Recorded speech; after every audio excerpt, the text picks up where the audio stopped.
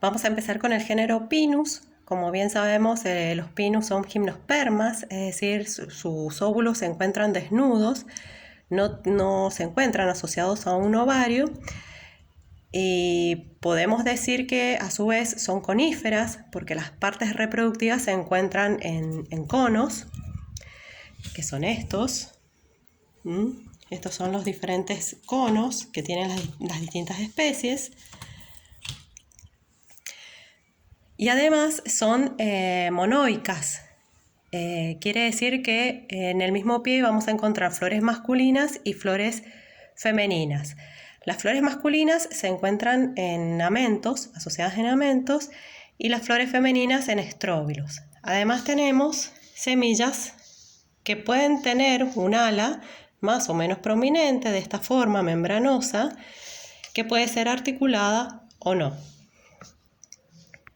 Las estructuras reproductivas se originan a partir de hojas modificadas que se llaman microesporófilos en el caso de las flores masculinas y que contienen a los sacos polínicos, y se denominan megaesporófilos, y en el caso de los pinos estas hojas modificadas son este tipo de escamas leñosas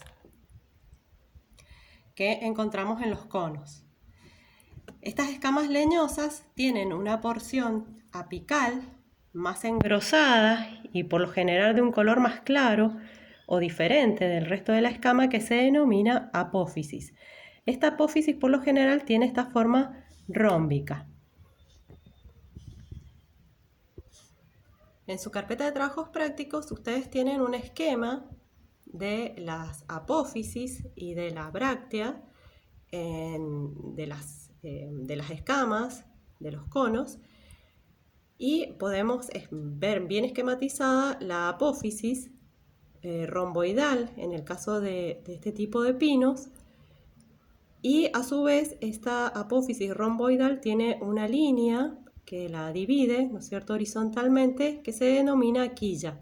Esta quilla puede ser más o menos sobresaliente. En el centro de la quilla encontramos un umbo o mucrón.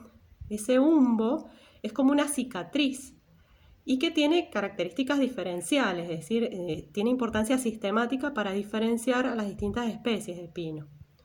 Ese umbo puede ser mútico o deprimido, es decir, prácticamente no es notable, o puede terminar en una espina delgada o más gruesa, como una uña, o incluso en algo más notable como un espolón. Como les mencionaba, el umbo, que es esta cicatriz que se encuentra en el centro de la quilla, podía tener distintas formas. Podía ser más o menos deprimido, más o menos notable, puede ser más o menos sobresaliente, como en este caso, o puede terminar en una especie de uña, como en esta especie, puede terminar en una espina delgada,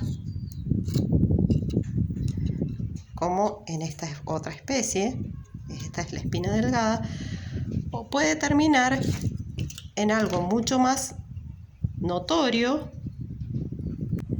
como es un espolón, en el caso del Pinus sabiniana, que el umbo termina en esta especie de espolón o garra, muy muy notable. Para estudiar la clasificación de los pinos, una primera clasificación que suele utilizarse es la diferencia entre pinos duros y pinos blandos. Los pinos duros se les denomina diploxylon y a los pinos blandos se les denomina aploxylon. En la carpeta de trabajos prácticos ustedes van a encontrar una tabla en la cual se diferencia o describe las principales diferencias entre los aploxylon y los diploxylon. La primera diferencia tiene que ver con el acesillo fibrovascular de las hojas o de las acículas. En el caso de los pinos blandos o aploxylon, ese acesillo fibrovascular es simple y es doble en los diploxylon. Esto se ve en estas figuras en las cuales esquematizamos el corte transversal de una acícula de pino blando y podemos ver que está compuesto por un solo acesillo fibrovascular. En el caso de los pinos duros, este acesillo fibrovascular es doble, como se puede observar en estas imágenes. Otra diferencia tiene que ver con las hojas escamosas. Los pinos tienen dos tipos de hojas. Hojas escamosas, que son hojas de tipo hialinas, como si fueran escamas justamente, son transparentes. Y las hojas típicas aciculares, que a su vez están agrupadas en fascículos. Esas hojas escamosas presentan una base no decurrente en el caso de los pinos blandos y la base decurrente en el caso de los pinos duros.